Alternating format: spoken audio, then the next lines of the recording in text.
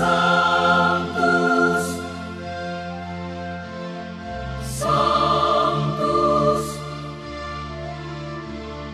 Sanctus Dominus Deus Sabaoth.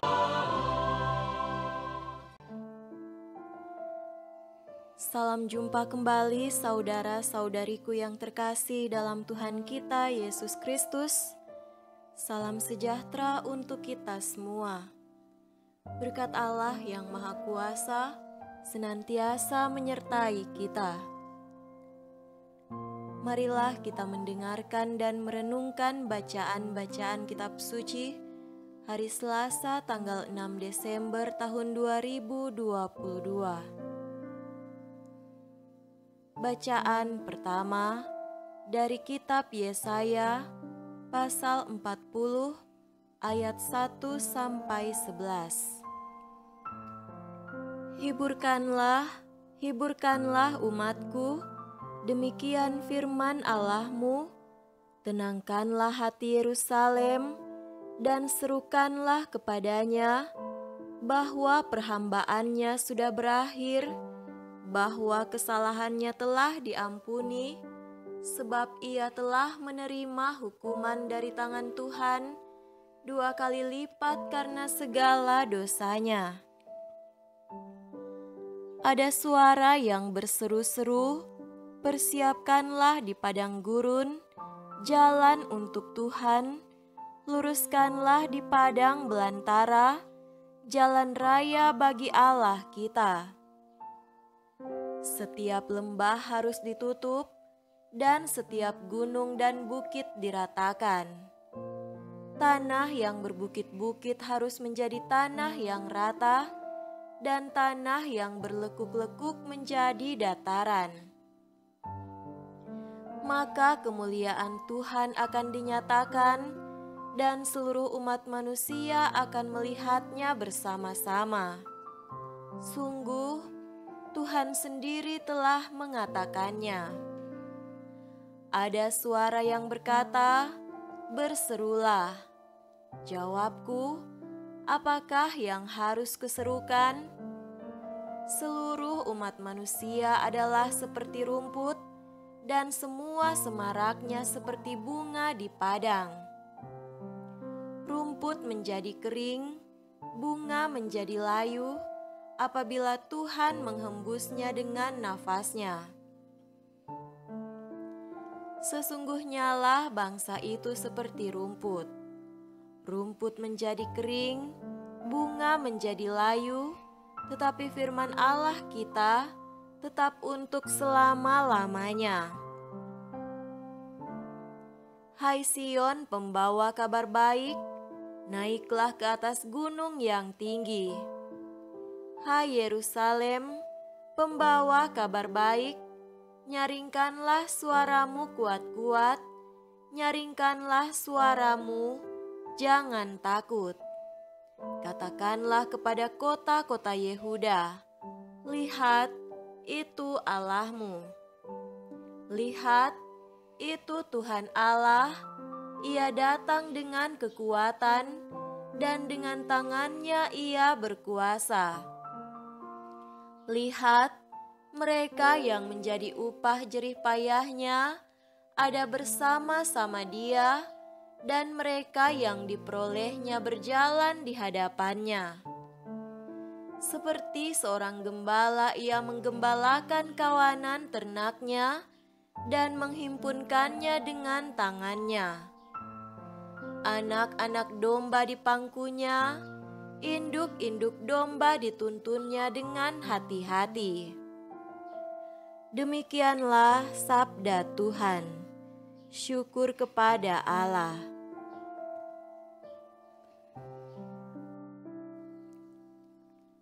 Semoga Tuhan beserta kita sekarang dan selama-lamanya.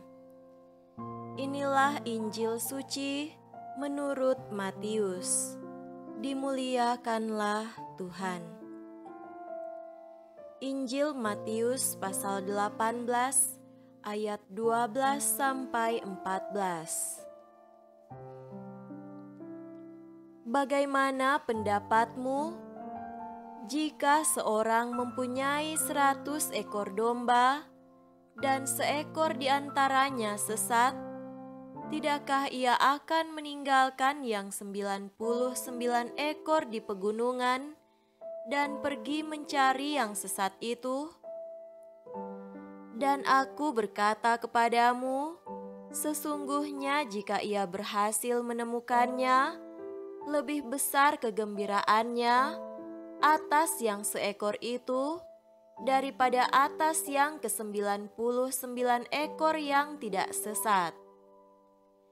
Demikian juga Bapamu yang di sorga tidak menghendaki supaya seorang pun dari anak-anak ini hilang.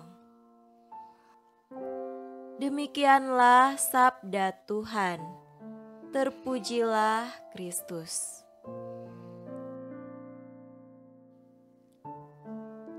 Saudara-saudariku yang terkasih dalam Tuhan kita Yesus Kristus, tema renungan kita pada hari ini adalah iman yang kokoh dan kasih yang nyata. Hari ini secara fakultatif kita memperingati Santo Nikolaus. Ia dikenal dengan rupa-rupa nama, yaitu Sinterklaas, Santa Claus, dan Santonik. Ia juga digambarkan dengan rupa-rupa bentuk.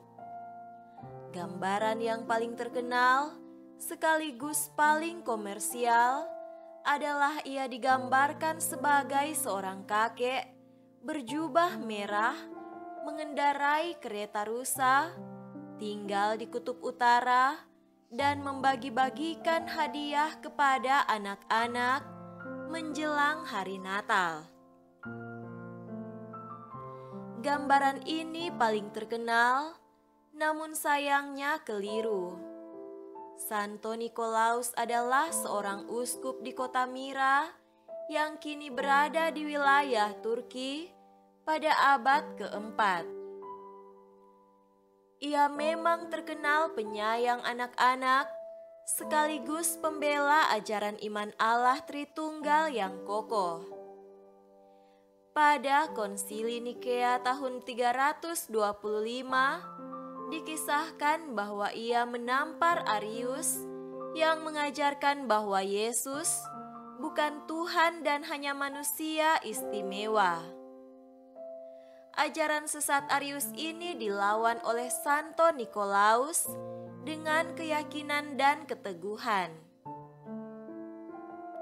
Saudara-saudariku terkasih, pada bacaan Injil hari ini mengisahkan perumpamaan tentang domba yang hilang. Tuhan Yesus bersabda, "Demikian juga Bapamu yang di sorga tidak menghendaki supaya seorang pun dari anak-anak ini hilang." Gereja dari masa ke masa selalu menghadapi ajaran-ajaran sesat yang membingungkan umat akan iman dan kehendak Allah yang sejati. Pada masa kini, kita melihat ajaran sesat itu dalam bentuk bantahan akan iman Allah Tritunggal, pemberontakan terhadap ajaran resmi gereja, rongrongan kepada moral keluarga, toleransi yang kebablasan, penyelewengan liturgi yang semarak, teologi kemakmuran, dan masih banyak lagi. Sayangnya tak sedikit umat Allah yang terombang-ambingkan dan akhirnya hanyut dengan ajaran-ajaran yang sebenarnya tidak Kristiani itu. Kata-kata Injil hari ini meneguhkan kita. Bapa tidak menghendaki anak-anaknya hilang. Saudaraku terkasih, pada masa Advent ini, kita diundang untuk teguh dalam iman dan mempunyai kasih yang nyata. Santo Nikolaus adalah pribadi yang kokoh dalam iman sekaligus mempunyai kasih yang nyata. Oleh sebab itu, kisahnya yang murah hati, lemah lembut, penyayang kepada umatnya, melampaui bangsa dan waktu.